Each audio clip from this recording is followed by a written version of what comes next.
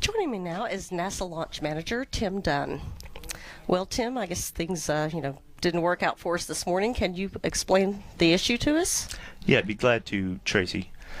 So we had a nominal countdown, but toward the end of the countdown, we did get a reading that the C-band tracking beacon on the launch vehicle, the frequency of that C-band tracking beacon was drifting from the range systems that are picking that up. Now that's a mandatory safety item so that we can track the vehicle in flight. And we had a frequency drift that was occurring, and with our very limited window, we only had a 20-minute window to launch RBSP today.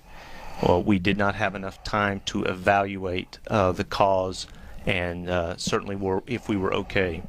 The reason that C-band beacon is so important is in flight we really only have a few tracking sources. We can skin track with a radar, we can track the telemetry coming back from the launch vehicle, we have optical tracking from cameras in the range, and then we have the C-band beacon. So if we were to lose one of these mandatories, we would be down into a situation where it might not be acceptable to pass through certain times of flight, such as staging events.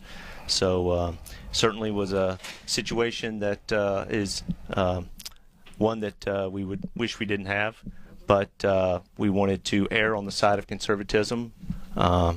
Tomorrow or the day after are fine days to launch. We're going to stand down for the day.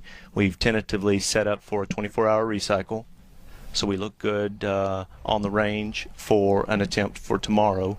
However, we do need to clear this issue, so launch team is going to be working very hard. We need to safe and secure the vehicle. We need to detank all the cryogenic propellants on the Atlas V right now. That'll take a few hours, and then we need to assess the situation.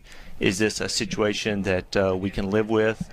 Was it the range equipment that was giving erroneous readings, or was it truly the launch vehicle C-band transponder that had an anomaly? If that's the case, then we may have to access the launch vehicle and change out that piece of hardware once we understand root cause. So right now we're leaning forward. We're going to go ahead and set up for a launch attempt tomorrow. However, we'll know much more a few hours from now once we have a time to look at the data. Okay. Well, thank you. If we launch attempt tomorrow, what time would that be? If we for tomorrow's launch attempt, it would be the 25th of August, Saturday morning, and we would have the identical launch window as today. So that's 04:07 a.m. Eastern Time with a 20-minute window. Okay. Well, thank you for stopping by and explaining the issue to us, Tim. Oh, you're welcome. I'm sorry it didn't work out for us today. Well, we don't launch unless we're absolutely certain. So this is one of those cases. Okay, well, thanks, Tim. You're welcome. And this will conclude our live coverage of the launch attempt of the Atlas V vehicle. From the Atlas Spaceflight Operations Center, this is Atlas Launch Control.